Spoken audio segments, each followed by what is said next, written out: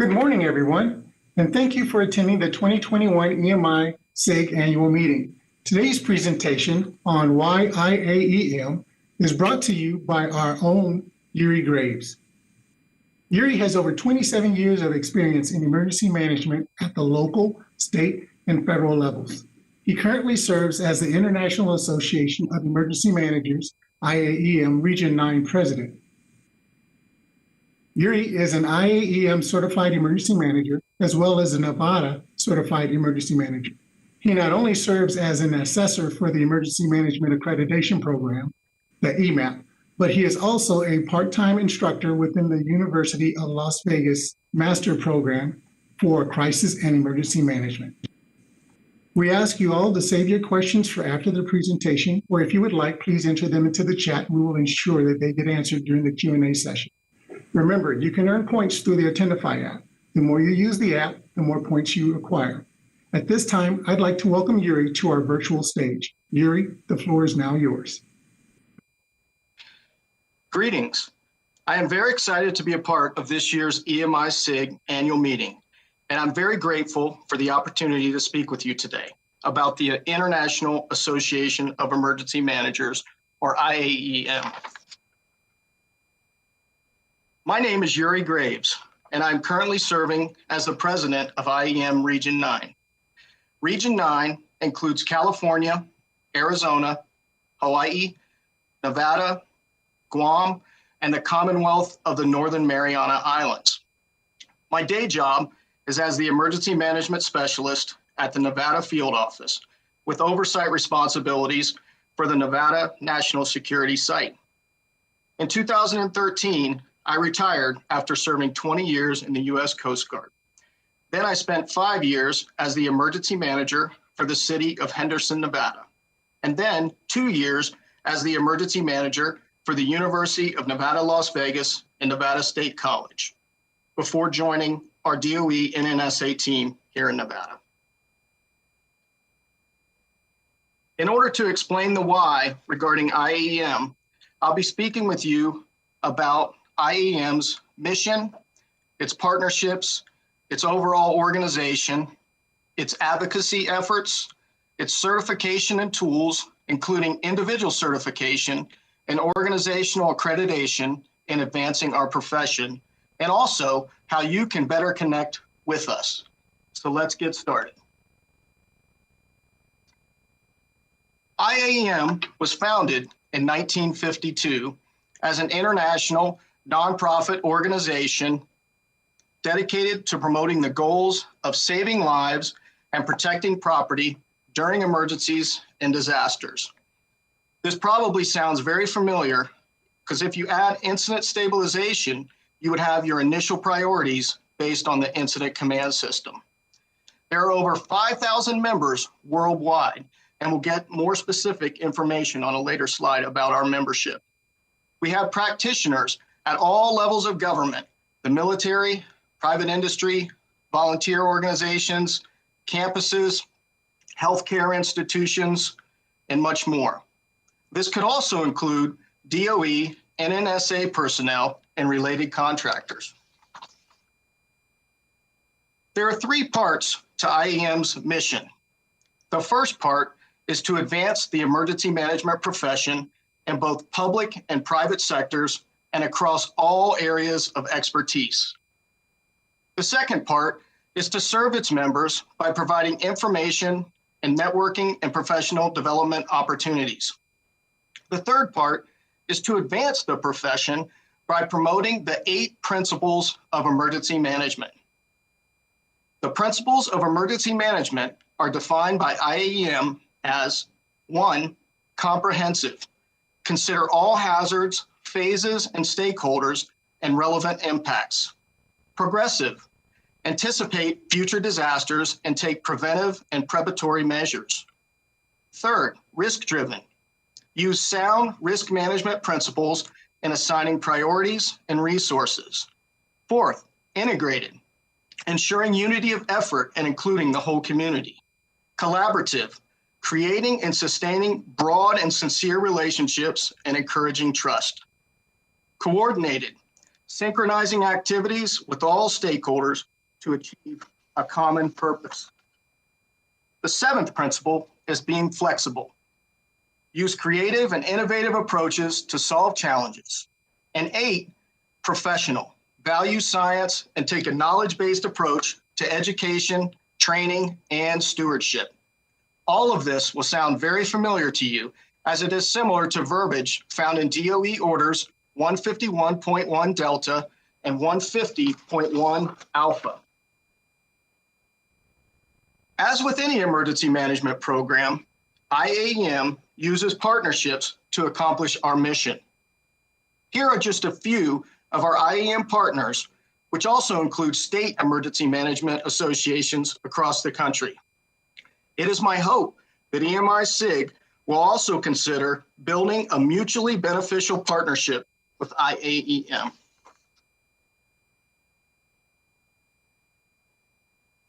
IAEM implements its value proposition and commitment to you by connecting people and ideas to inspire leadership, achievement, and collaboration within the emergency management profession, and also providing exceptional experiences, a vibrant community, and essential tools that make you and your organization more successful. You will see more related information as we move forward. Now I'd like to talk a little bit about the inner workings of IAEM, with just a quick peek behind the curtain. We will begin in the broadest sense at the macro level with the Global Board of Directors. There are representatives from each of the 3 IAEM councils, including Canada, Oceania, and USA, which has 4 members. There are also 4 ad hoc members: Asia, the Middle East, Latin America, and Japan. Working our way down the hierarchy, there is also an IAEM USA Board of Directors with a president, vice president, and second vice president. These 3 positions are connected, and there's only one person elected each year to the position of second vice president. That same person then moves up to first vice president and president of the organization, and then becomes the immediate past president. So if you're elected as second vice president, you have a 4-year commitment to the organization. There are also 2 other elected positions on the board of directors, the secretary and the treasurer. Finally, there are 10 regional presidents that serve on the board of directors. These regions align with the FEMA regions, and I represent Region 9. Much like EMI-SIG, there is a hierarchy of leadership that maintains the organization. Here is a quick summary of our membership. These numbers have definitely increased, but this was our membership as of the last data call. You can see that there are over 5,600 global members, including 4,684 individual members, 755 student members, and the student membership is going to be a focus for the next several years because really they're the future of the profession. There are also lifetime members, honorary members, complimentary members, and affiliate members. Again, much like EMI-SIG, there are numerous groups that you can join. There are standing committees and commissions. There's the Awards and Recognition Committee that focuses on annual awards for individuals and groups.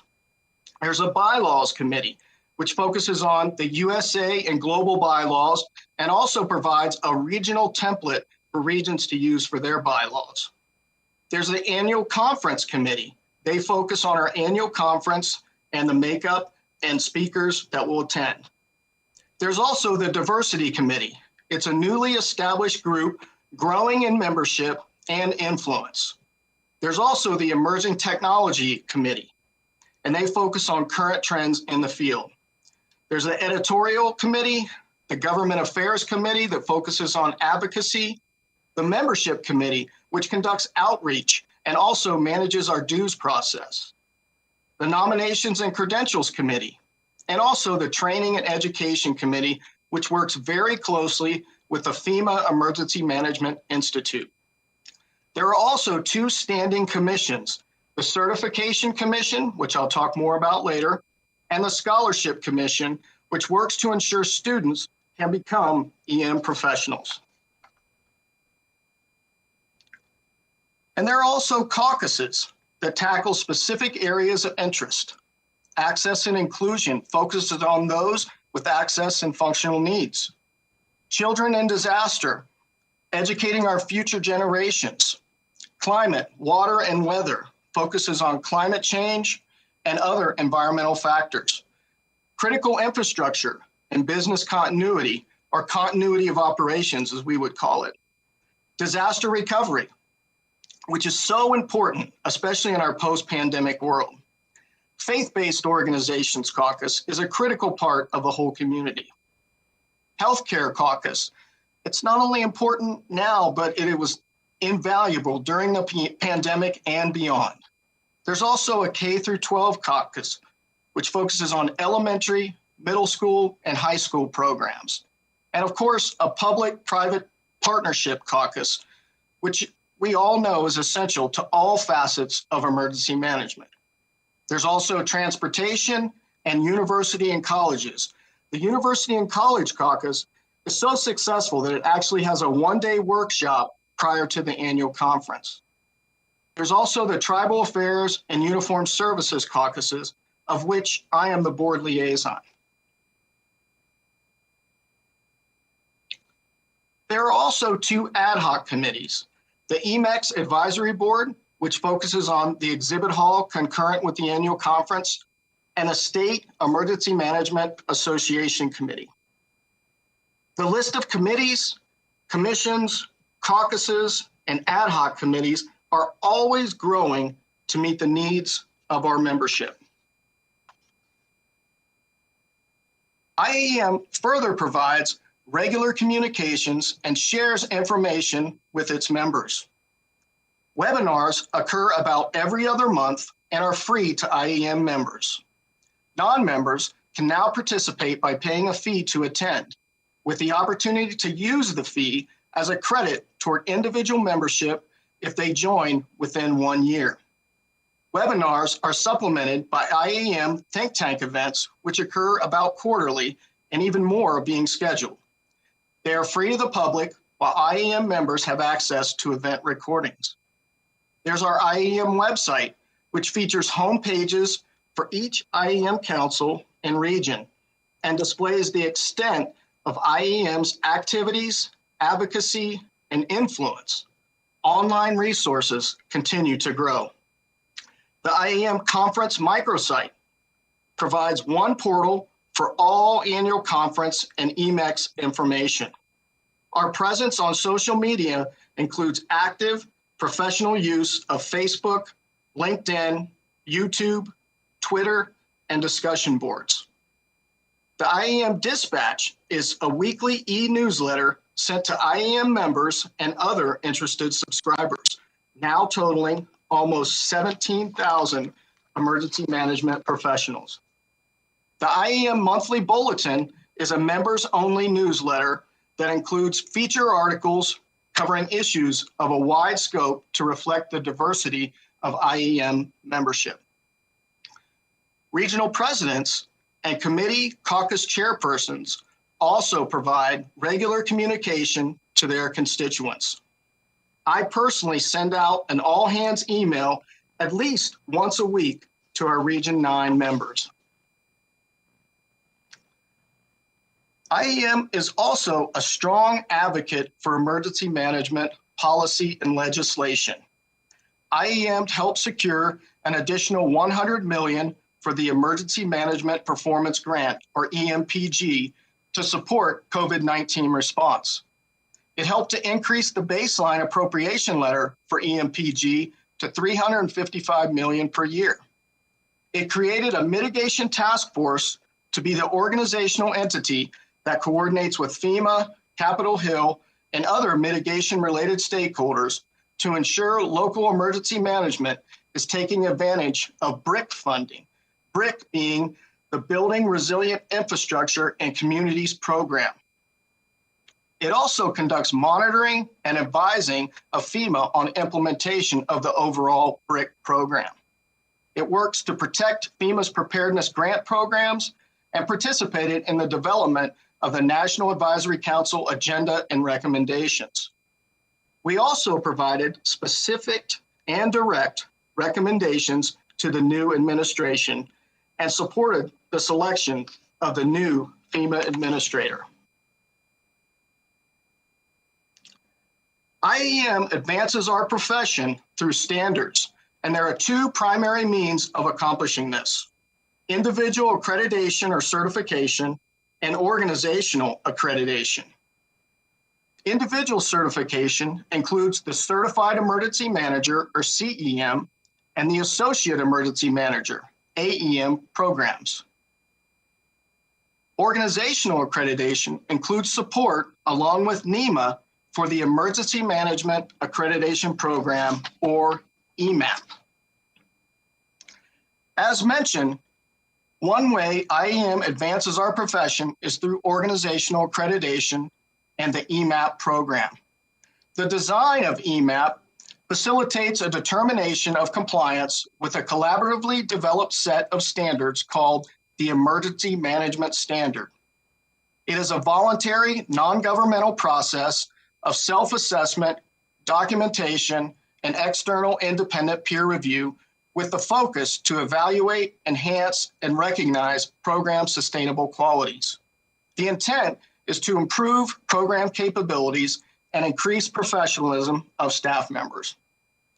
EMAP accreditation also evaluates an emergency management program's organization, resources, plans, and capabilities against current standards to increase effectiveness in protecting the lives and property of the people it serves. EMAP is an excellent means of benchmarking your organization and program. When you read the EMAP standards, there is a lot of overlap with 151.1 Delta and 150.1 Alpha, so it will again seem very familiar to most of you. My hope is that DOE, NNSA labs, plants, sites, and offices can not only continue to meet DOE NNSA requirements, but also eventually seek EMAP accreditation. The second way IAEM advances our profession is through individual certification. In 1993, IAEM created the internationally recognized Certified Emergency Manager, or CEM program. In 1997, it created the Associate Emergency Management Program, or AEM. Since the CEM program was introduced, more than 15 have enrolled the AEM CEM professional designation. As of 2020, there were over 2,000 certified emergency managers and 300 associate emergency managers. The certification program was developed by a professional standards advisory council of subject matter experts representing all aspects of emergency management and related fields, and with input from organizations representing regulators and those who hire, supervise, and fund emergency management programs. The broader purpose of IAEM's certification program is to elevate the visibility of emergency managers, encourage and mandate continued professional development, education, and technical skills, and to ensure minimal knowledge, skills, and abilities, or KSAs. AEM and CEM applicants and their applications are evaluated by our CEM Commission, which is made up of a wide variety of working emergency managers, including representatives from government, tribes, private sector, military, not-for-profit, campus, academia, and other educators, and healthcare practitioners. This broad representation allows the Commission to expertly review applicants from all professional areas. You may ask yourself, why would I want to become an AEM or CEM? Well, the first reason is personal confidence. A certified emergency manager has the knowledge, skills, and ability to effectively manage a comprehensive emergency management program. The second reason is practical knowledge, working knowledge of all the basic tenets of emergency management. The third reason is project and time management. You can effectively accomplish the goals and objectives of any emergency management program in all environments with little or no additional training orientation. I would also note that a rapidly growing number of job positions, not necessarily in DOE and NNSA, not yet, include AEM and CEM as either required or preferred, or they list it as you must be able to obtain it in a certain time frame after hiring. As a reminder, there are two types of individual certification: Associate Emergency Manager and Certified Emergency Manager.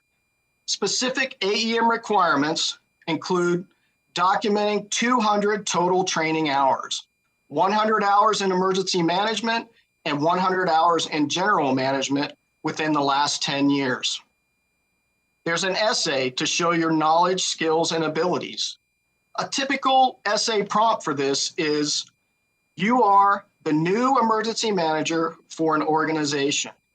After reviewing existing plans, after action reports, and training records, your first task is to develop and present a written description of a specific problem and how you would solve it to enhance resiliency and provide for continuity.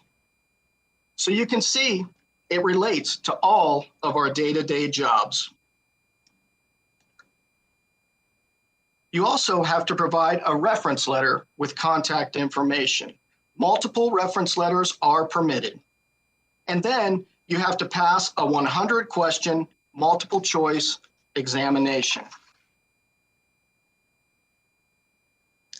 In addition to the AEM requirements that I spoke of on the previous slide, those seeking CEM must also have 3 years of full-time job experience, including participation in a full-scale exercise or actual disaster. Of note, a degree in emergency management or a related field can reduce this requirement. The major difference between AEM and CEM is documenting at least 6 professional contributions that can include membership in an emergency management organization, such as EMI-SIG, attending a professional conference, such as the EMI-SIG annual meeting, serving in a service role on a task force or special project, serving as a leader of some type of emergency management group, teaching an emergency management course, actually developing an emergency management related course, and conducting public speaking related to emergency management or continuity of operations. There are others that you can choose from as well. And again, there is some overlap with our current DOE, NNSA, and contractor functional area qualifications. Some of you may be curious about the AEM CEM exam. It is a 100 multiple choice question exam. 60 to 80% are core questions related to emergency management. 20 to 40% are country or region specific. For us, it would be questions specific to the United States.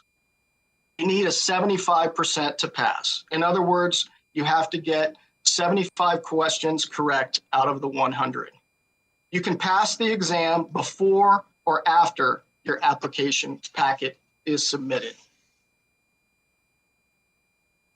In order to maintain certification, AEMs and CEMs must recertify every 5 years. You have to document continuing education in both the general management and emergency management categories. You also have to provide updated documentation for your professional contributions. IAEM is very proud of its AEM and CEM tradition. AEMs and CEMs are found in 14 countries. including all 50 states in the United States and 3 territories. We have CEMs from multiple disciplines, including fire, police, medical, public works, public health, education, and many more. We have CEMs from the private and public sector, from all levels of government, from domestic and international professions, and also from the military. More than 270 have been certified for 10 plus years, and 180 have been certified for 15 plus years. Continuing with the why, IAEM also provides additional tools and support for your certification efforts. There is the IAEM certification website. There are several tools at this website, including a self-assessment tool, which helps guide and gauge your efforts in your certification process. There's also an exam study guide. A new version has just been posted to the website. And there's a training allocation chart, which is invaluable because years ago you had to submit not only your courses for the training requirements, but a course description, a syllabus, and how many hours, and then it had to be approved by the CEM Commission. This training allocation chart lists hundreds of courses that are already pre-approved, so you don't have to go through those extra steps. There's also a frequently asked questions section on the website and a CEM corner, which focuses on lessons learned. There's also direct support via mentors. There's special assistance given to cohorts or groups that are certifying together. And there's a preparatory course that's available for the exam. Any questions that you may have regarding certification can be resolved quickly by emailing IAEM. Mentors are also available to assist with the certification process and with general questions. There's an online database that's searchable by location and employment description. And you can even search job titles, organizations, sector of practice, and certification date and biography. To seek a mentor, you just have to complete an online request form at the website. Currently, over 200 mentors are on the list, but mentors need not be limited to those that are actually on the list. You can also request a CEM with whom you have a relationship. My region, Region 9, also has a newly established subject matter expert list with contact information for over 60 specialty areas. Some of you may join IAEM and want to become a mentor to others. I have attempted to provide the why for IAEM, but it really comes down to people. To quote one of my previous bosses, people matter most. It is why we do what we do, because people's lives depend on you, and you can depend on IAEM for the largest network of experts offering solutions, guidance, and assistance. For job opportunities through an extensive online compilation and jobs board. For a unified voice on policies and legislation through Advocacy. For information updates via monthly newsletters and other electronic means. For professional tools and resources. And for certification through the CEM and AEM programs. And also through the scholarship program, and so much more.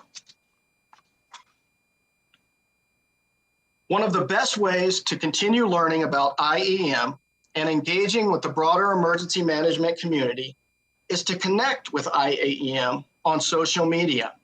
We have a Facebook account, a YouTube account, LinkedIn, Instagram, Twitter. We have a direct email address shown here, and also a direct phone number to our office in Virginia, should you need assistance. Each region also has specific social media accounts that you can join and follow. EMI SIG always has an amazing annual meeting, and this year is no exception. I hope you would also consider attending IAEM's annual conference. The annual conference is an incredible networking opportunity that will certainly enhance your overall emergency management skill set. So I would ask that you please save the date, October 15th through the 22nd of this year in Grand Rapids, Michigan. We hope that you can join us.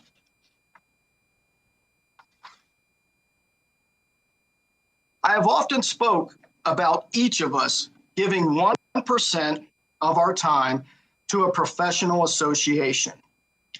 IAEM and EMI-SIG are great examples of associations that could use your 1% time commitment.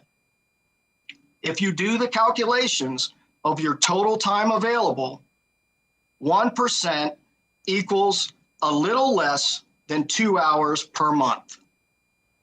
2 hours per month can propel organizations in your profession forward. It can mean the difference between success and failure. It can drive innovation and prevent stagnation. We all know we live in challenging times, and there are many priorities that require your time and attention. Some may say it is impossible or even unrealistic to expect folks to dedicate additional time to something else. If you truly value something, you will carve out the time for it. You can start small. Your 1% makes a difference. Choose wisely and cheerfully give your 1% to IAEM, EMI-SIG, or the professional association of your choice. I am truly honored to have had this opportunity to speak with you here today, and I hope my presentation has helped answer the question, why IAEM? Take care and stay ready, my friends. Thank you, and we will now join the question and answer session. Thank you, Yuri, for that informative presentation. At this time, we'd like to go ahead and answer questions, starting with the ones that were entered into the chat. So your first question came from Ivy Oberding, and she asked, can you provide the other regional contacts? Hi there, thanks for that question. We can absolutely provide that information. All you have to do is contact me in the Attendify app. You can also get my email address in the EDMS SharePoint site, or you can just email directly yuri.graves@nnsa.doe.gov, and I'll provide the regional contacts for all the regions around the country. Thanks, Yuri. The next question came from Scott Stoudemire, and he asked, how can IAEM and EMI-SIG partner in the future? Well, I mentioned a few potential partnerships during the presentation, but I think that through certification and information sharing, networking, and when I'm talking about information sharing and networking, I'm saying have IAEM representatives attend the EMI-SIG annual conference and provide additional information, also provide additional presentations, but also advertising the International Association of Emergency Managers within EMI-SIG so that folks can attend the annual conference and the workshops throughout the year to gain additional information about emergency management, not only for the pandemic, but with all hazards that we face on a daily basis. The certification, though, is a big partnership. I would advocate that IAEM certification as either an associate emergency manager or a certified emergency manager would boost the professional credentials of any emergency manager within the EMI-SIG. It's not only a great thing to have on your resume, but it also validates your experience and the professional associations that you have moving forward. Awesome. And there's one more question from Dorothy Vanderford, and she asked, is it a .org or a .com? And I'm not sure exactly what the back end is, but she said she went to it and it shows as .org. Okay. It should be IEM.org is what it should be. Okay. If you type in International Association of Emergency Managers, it'll take you right to their major website. And then there's several tab options within that. One of those is certification. One is about the organization. And then a couple sub tabs within there is how to get started. Okay. Thank you. There are no other questions in the chat. So in closing, we would like to thank everyone for joining us today for this great presentation. If you have not already done so, please do not forget to locate this presentation in the Attendify app and complete the session survey to account for your attendance. Yuri, it's been a pleasure to be a part of your presentation. Thank you, and thank you all for attending. Have a great day.